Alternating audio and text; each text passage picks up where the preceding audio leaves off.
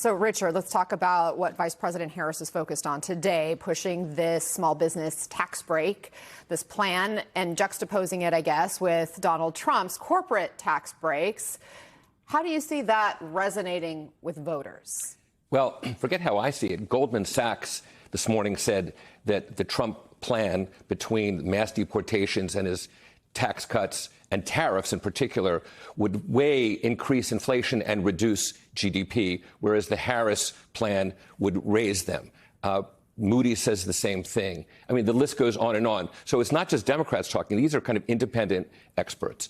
Look, she's trying to kind of accelerate what really was a masterful accomplishment under Biden.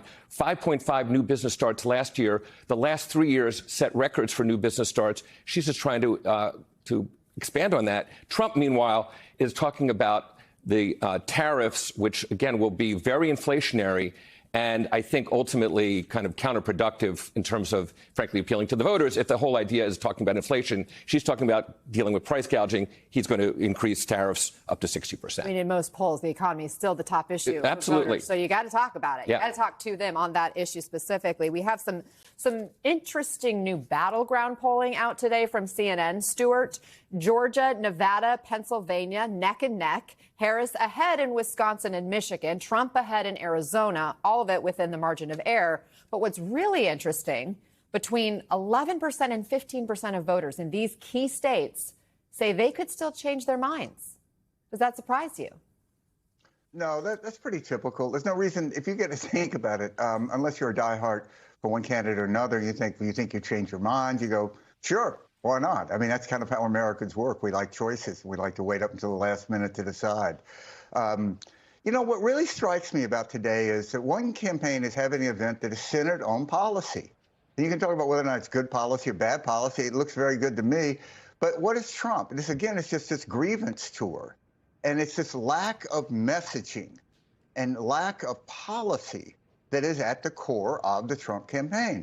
This mass deportations, I don't know how to break it to the Trump people. This is not a popular thing. People do not want to line up millions and millions of Bluebird buses and go around rounding up people who might be helping them in a business. Tariffs, they are not popular. We're walking to a Walmart and everything's going to cost like 30% more. Really? That's a good thing? So there's a kind of intellectual element to this, a policy element to it, that really shows the failure of the Republican Party to come up with new policy. We once called ourselves the ideas party, the party of new ideas, and substitute it for something that people care about. And I think that is increasingly going to become apparent in this campaign because Trump just keeps saying the same thing over and over and over. There's also the question of how these campaigns are getting their messages and those policy ideas to the voters. Tim Walz, we know, is in Pennsylvania today and tomorrow. We mentioned how Trump has his town hall in Pennsylvania. The New York Times reports the Harris camp has opened its 50th Pennsylvania office over Labor Day weekend. 16 of those 50 offices are actually in rural counties that Trump won by double digits in 2020. Richard, what does this approach tell you? It tells you a lot. The fact is, Trump's own people don't trust him. They want to mute the mics. They might as well put a dog collar, a kind of a leash on him and a shock collar because they just don't trust him to talk to anybody other than the base. Sean Hannity, Mark Levin. Whereas Kamala is going into rural areas in Georgia and elsewhere, opening these offices in very rural areas of Pennsylvania. They're reaching out. They're trying to expand. Trump famously said, I don't need more votes. So he's kind of making it clear he really thinks he's going to have to find some way to kind of rig things himself, or else he's just not going to have the votes. And he keeps spouting all this nonsense about having won and whatever. That has to be counterproductive in the long run for anybody who's undecided. So the Arlington National Cemetery dispute hasn't faded either for Trump. Now, John McCain's son, Jimmy, an Army officer, says Trump's episodes like this with veterans are what prompted him to register as a Democrat. Watch. Arlington Cemetery is sacred to all people who have all people who are members of the military, all people who have served in the uniform. It's a sacred area. There's 3 generations of McCains that are buried there. It's a violation because these rules are set in place. The people who are buried there don't have an opinion. As much as I stayed as an independent, I decided that, it was time to move on and do what I believe in. The fact of the matter that he said it constantly is country first. Stuart, that's John McCain's son. Could this carry some weight in the important state, Arizona? Yeah, of course it does. I don't think it carries beyond Arizona. This goes back to the moment that Donald Trump's campaign should have died if the Republican Party had any sort of decency or shame left. When he attacked John McCain, said that he liked war heroes who weren't captured. I mean, a lot of us, when we heard that back in 16, we said, well, this is it. 15 it was. It's over. The guy's like, he's finished. But he wasn't. And that's when I think a lot of us began to learn that the Republican Party we belonged to was not the Republican Party we thought that we belonged to. That there was a great difference between what we said were values and what were actually being used as marketing slogans. I think this is a terrible issue for the Trump campaign. On some level, they know it. But inside that Trump campaign, you can never just let anything go.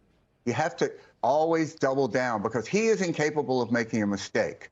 So he does something like this that is offensive to the majority of people, thumbs up photo ops in front of a grave in Arlington Cemetery, and he just has to keep talking about it.